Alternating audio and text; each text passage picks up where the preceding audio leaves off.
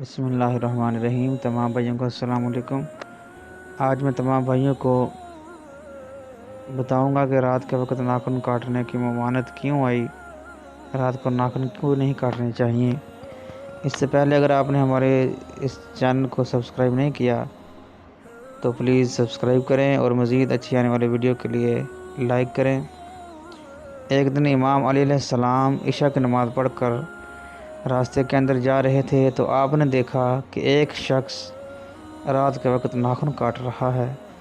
جب حضرت امام علی علیہ السلام نے دیکھا تو آپ نے فرمایا کہ اے اللہ کے بندے، میں نے اللہ کے رسول سے سنا کہ جو رات کے وقت ناخن کاٹتا ہے اس پر تنگ دستی اور بیماری مسلط ہو جاتی ہے، لہذا رات کے وقت ناخن نہ کاٹا کرو۔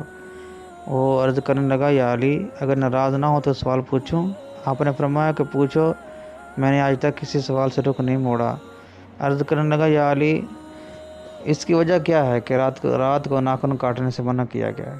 تو حضرت علی رضی اللہ عنہ نے فرمایا کہ جب آدم علیہ السلام اور اماں حوا جنت کے اندر تھے تو جنت کے اندر جو دھات استعمال کی گئی اللہ رب العزت کے عرش کو بنانے کے لیے، اللہ رب العزت کے جو دھات استعمال کی وہ ناخن کی مثل تھی۔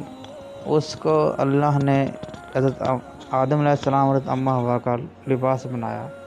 جب آدم علیہ السلام سے خطا ہوئی تو اللہ نے زمین پر بھیج دیا، جس کی وجہ سے اللہ نے وہ جو لباس تھا اکٹھا کر کے ناخنوں کے اندر جمع ہو گیا، تو جس کی وجہ سے آدم علیہ السلام کا جسم نظر آنے لگا۔